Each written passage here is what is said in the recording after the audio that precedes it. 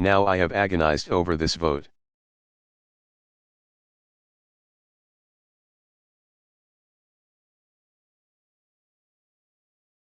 But I came to grips with it today, and I came to grips.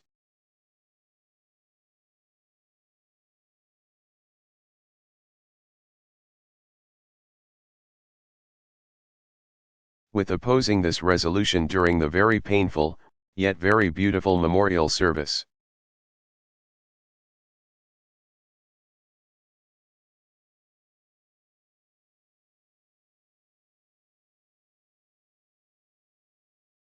As a member of the clergy so eloquently said, as we act, let us not become the evil that we deplore.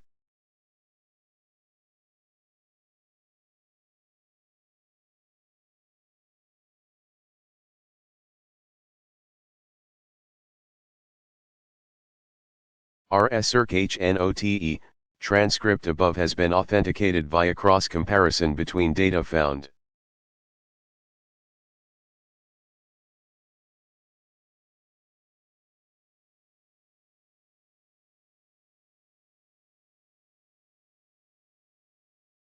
In the congressional records and an audio version of the address which may not have been complete.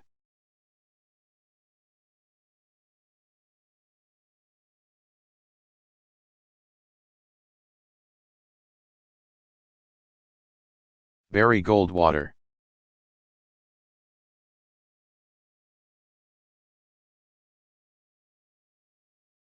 Speech accepting the Republican presidential nomination.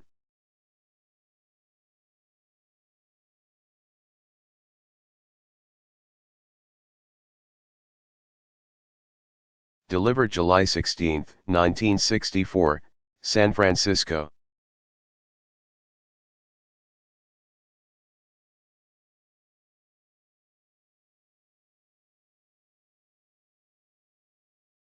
My good friend and great Republican, Dick Nixon, and your charming wife, Pat. My running mate.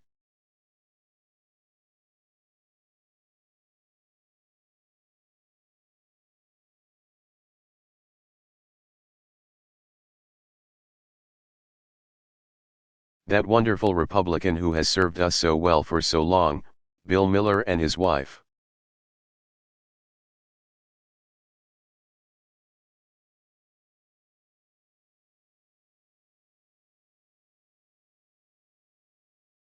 Stephanie.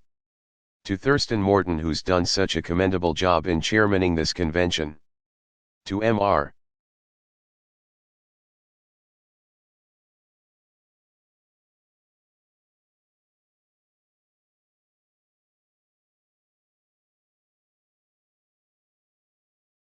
Herbert Hoover, who I hope is watching. And to that great American and his wife, General and Mrs.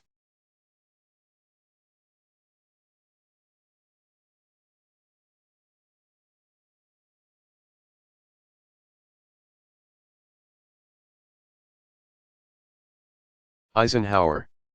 To my own wife, my family.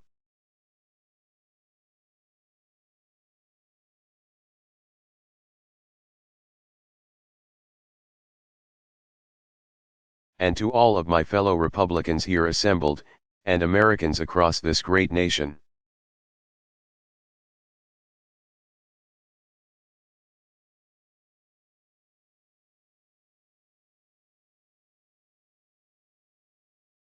From this moment, united and determined, we will go forward together.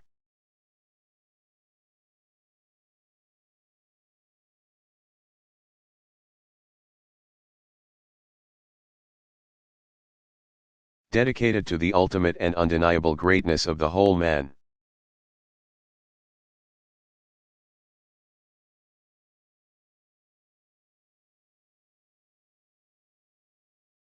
Together we will win.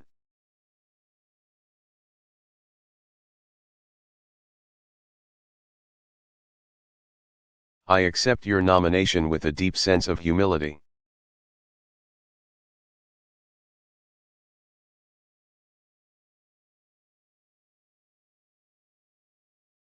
I accept, too, the responsibility that goes with it, and I seek your continued help and your continued guidance.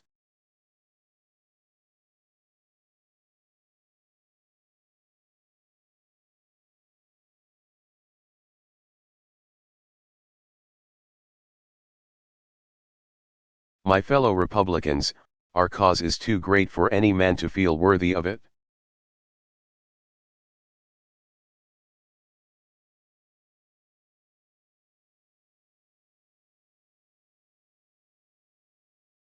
Our task would be too great for any man, did he not have with him the hearts and the hands of this great Republican party.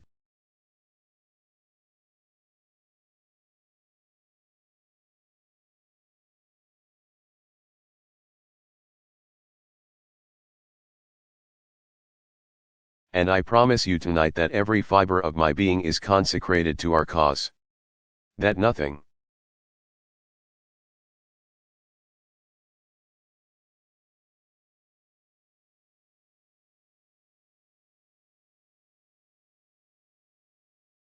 shall be lacking from the struggle that can be brought to it by enthusiasm, by devotion, and plain hard work.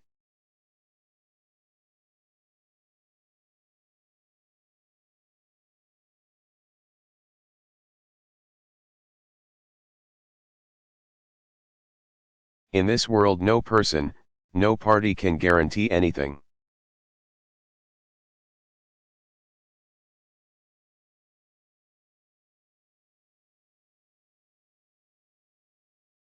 But what we can do and what we shall do is to deserve victory, and victory will be ours.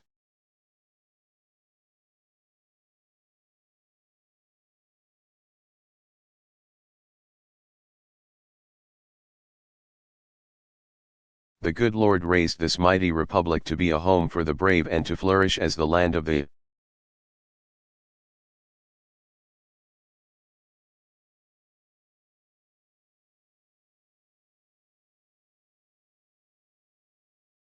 free, not to stagnate in the swampland of collectivism, not to cringe before the bullying of communism.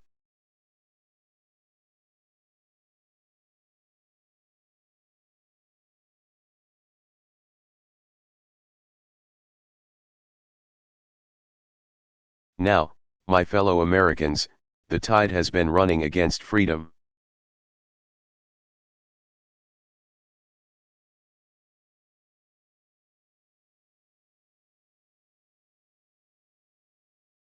Our people have followed false prophets.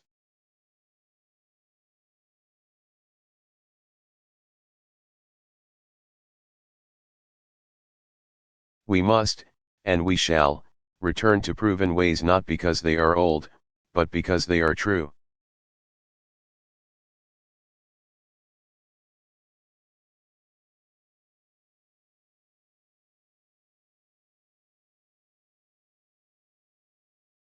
We must, and we shall, set the tides running again in the cause of freedom.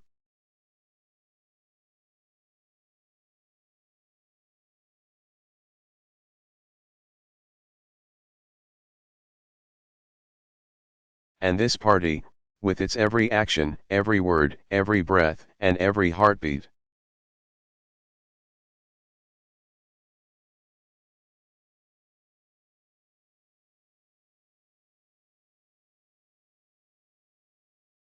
has but a single resolve, and that is freedom, freedom made orderly for this nation by our constitutional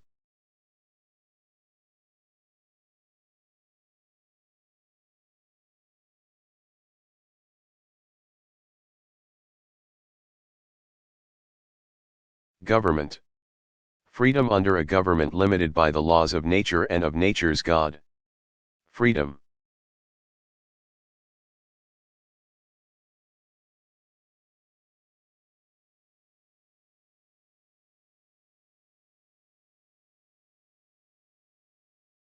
Balanced so that order lacking liberty sick will not become the slavery of the prison cell.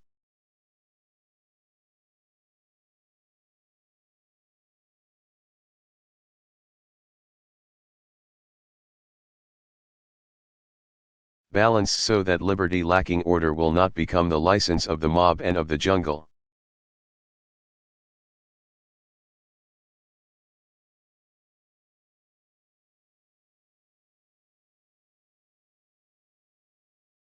Now, we Americans understand freedom.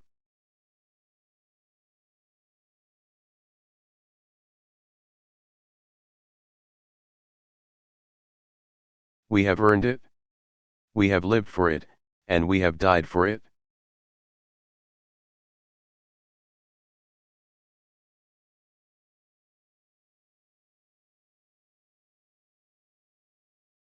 This nation and its people are freedom's model in a searching world.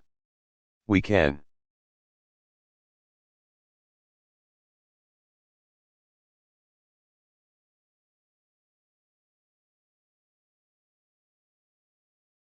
be freedom's missionaries in a doubting world.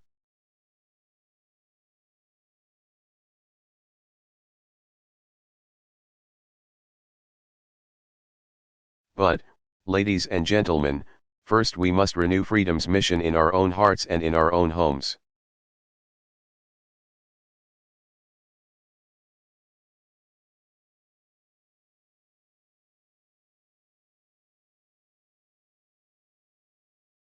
During 4 feudal years, the administration which we shall replace has distorted and lost that vision.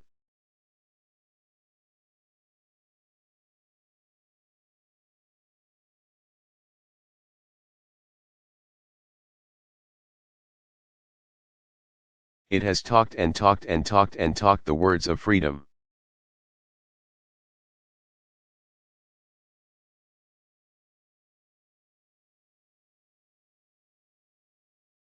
But it has failed and failed and failed in the works of freedom.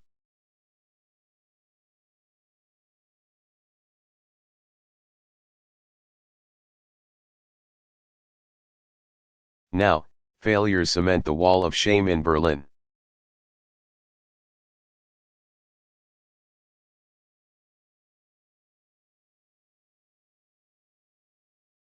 Failures blot the sands of shame at the Bay of Pigs.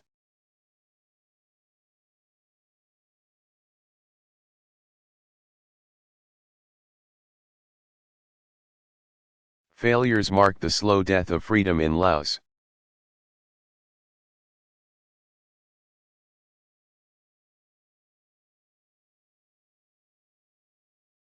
Failures infest the jungles of Vietnam.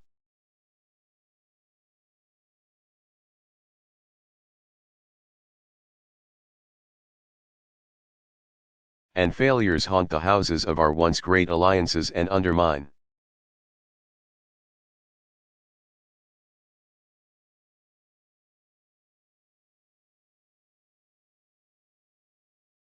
the greatest bulwark ever erected by free nations, the NATO community.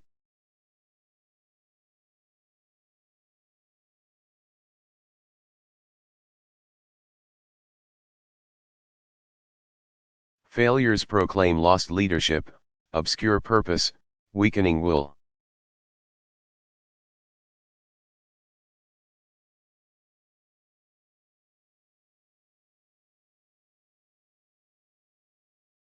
And the risk of inciting our sworn enemies to new aggressions and to new excesses.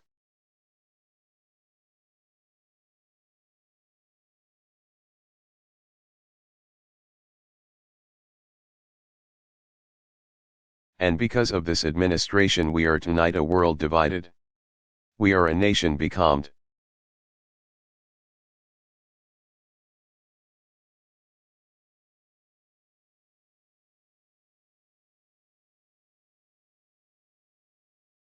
We have lost the brisk pace of diversity and the genius of individual creativity.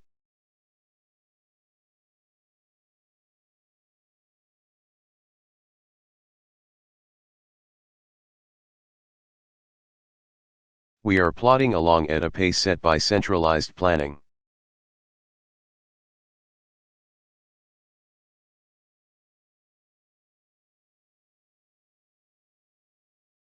Red tape, rules without responsibility, and regimentation without recourse.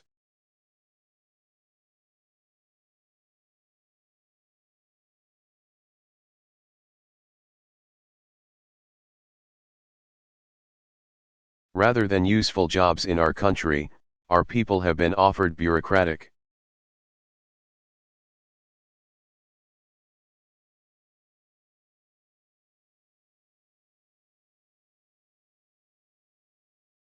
Make work. Rather than moral leadership, they have been given bread and circuses.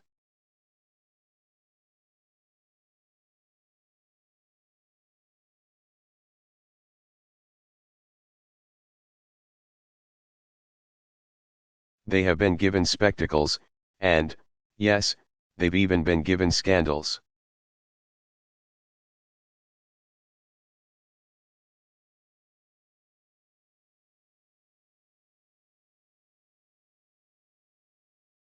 Tonight, there is violence in our streets, corruption in our highest offices.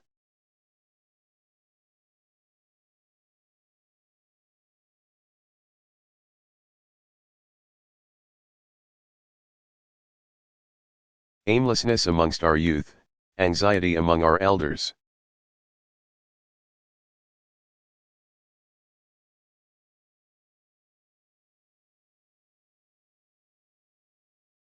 And there's a virtual despair among the many who look beyond material success for the inner meaning of their lives.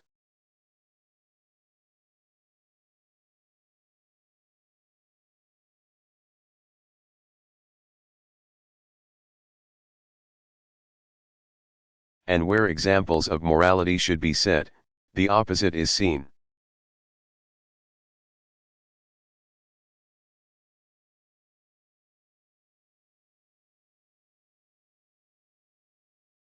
Small men, seeking great wealth or power.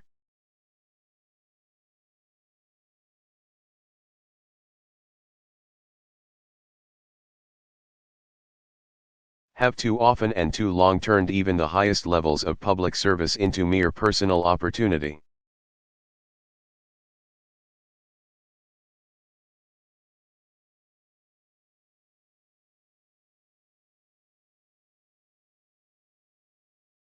Now, certainly, simple honesty is not too much to demand of men in government.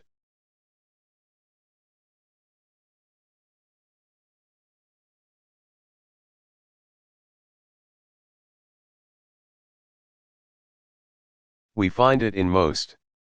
Republicans demand it from everyone.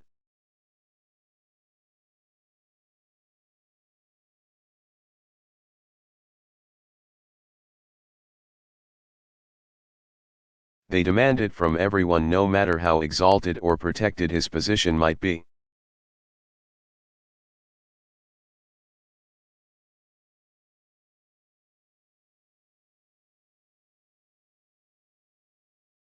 Now the growing menace in our country tonight, to personal safety, to life, to limb and property.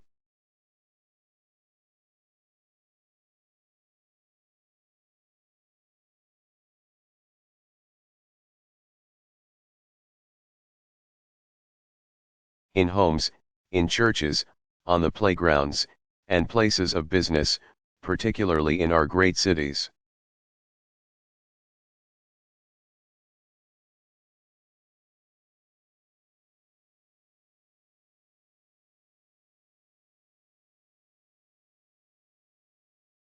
Is the mounting concern, or should be, of every thoughtful citizen in the United States.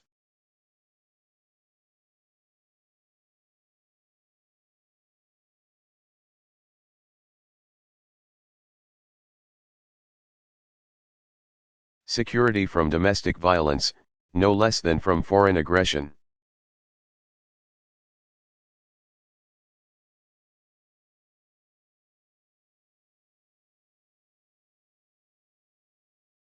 Is the most elementary and fundamental purpose of any government.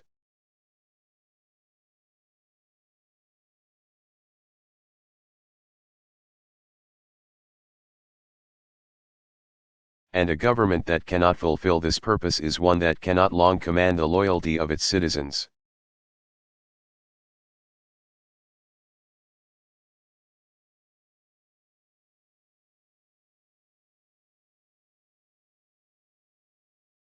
History shows us it demonstrates that nothing prepares the way for tyranny more.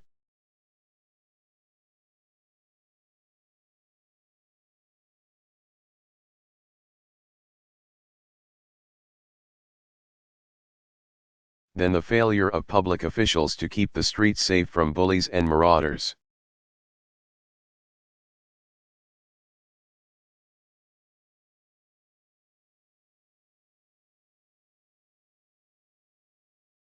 Now, we Republicans see all this as more, much more,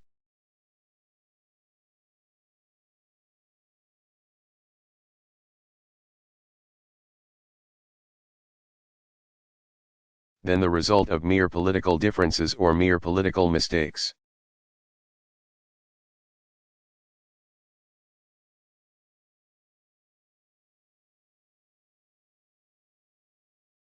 We see this as the result of a fundamentally and absolutely wrong view of man, his nature, and his destiny.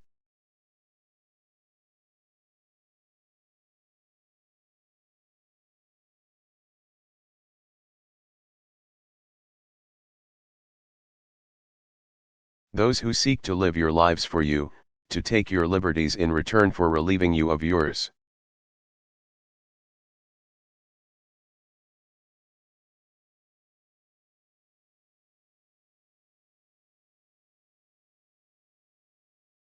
Those who elevate the state and downgrade the citizen must see ultimately a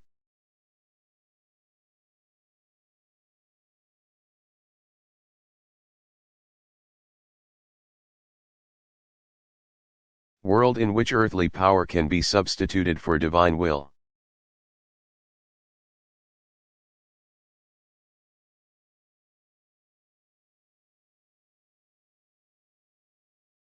And this nation was founded upon the rejection of that notion and upon the acceptance of God as the author of freedom.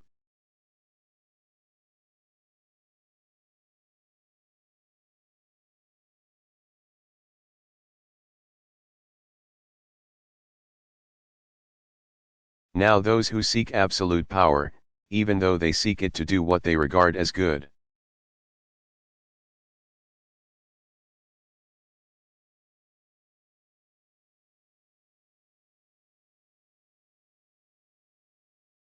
are simply demanding the right to enforce their own version of heaven on earth.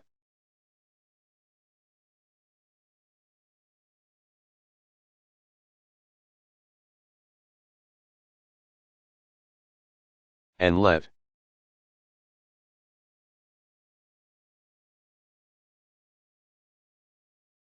me remind you, they are the very ones who always create the most hellish tyrannies.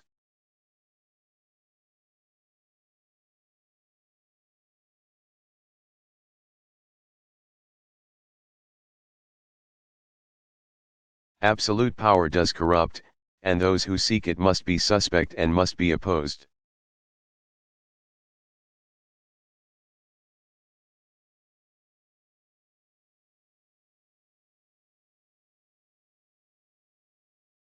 Their mistaken course stems from false notions, ladies and gentlemen, of equality.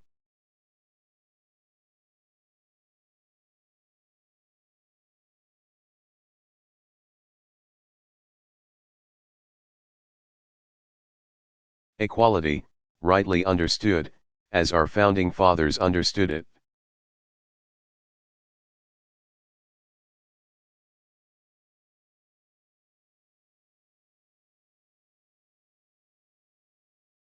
leads to liberty and to the emancipation of creative differences.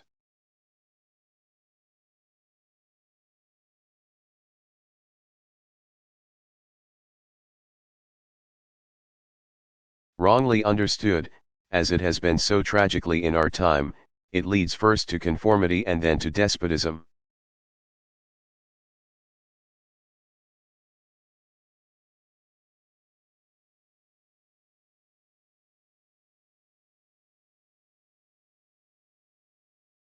Fellow Republicans, it is the cause of republicanism to resist concentrations of power.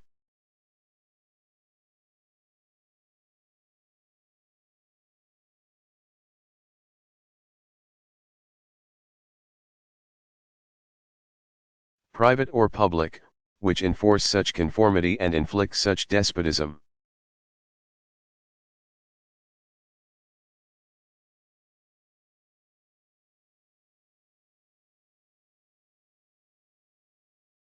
It is the cause of republicanism to ensure that power remains in the hands of the people.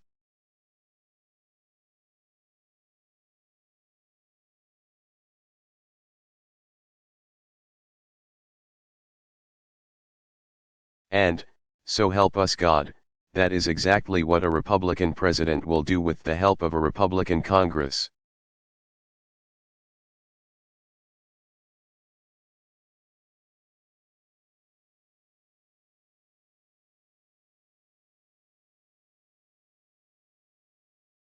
It is further the cause of republicanism to restore a clear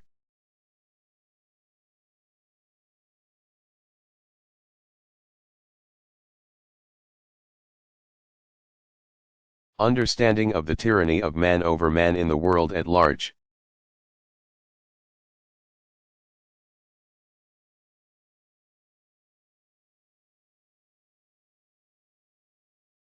It is our cause to dispel the foggy thinking which avoids hard decisions in the delusion.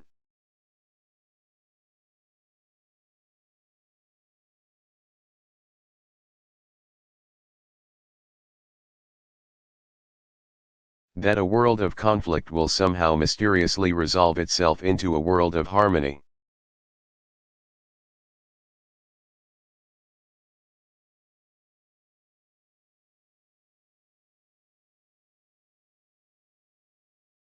If we just don't rock the boat or irritate the forces of aggression, and this is hogwash.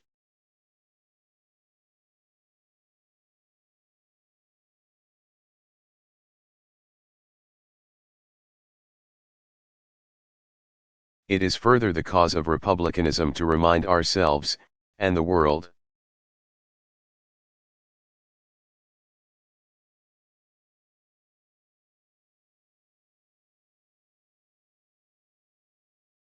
that only the strong can remain free, that only the strong can keep the peace.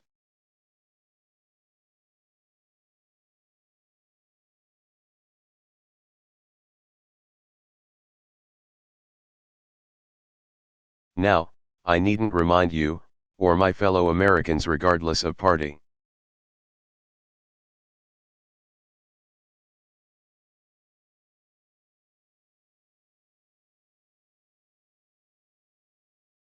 That Republicans have shouldered this hard responsibility and marched in this cause before.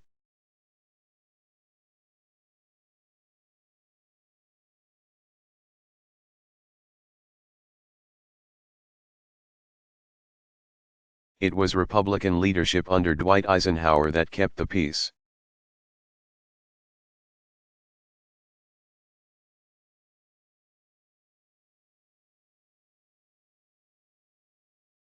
And passed along to this administration the mightiest arsenal for defense the world has ever known.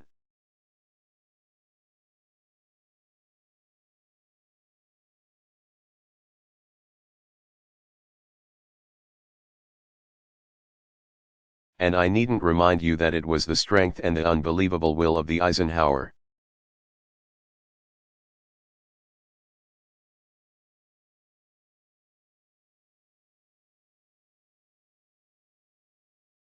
Years that kept the peace by using our strength, by using it in the Formosa Straits and in Lebanon, and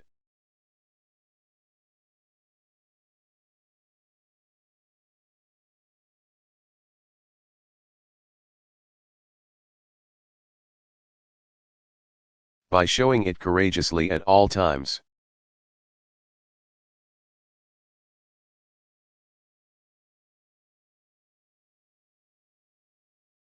It was during those Republican years that the thrust of communist imperialism was blunted.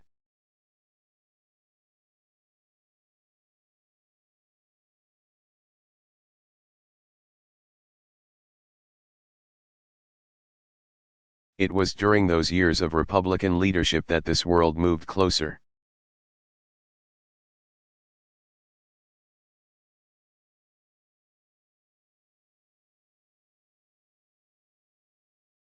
Not to war, but closer to peace, than at any other time in the last 3 decades.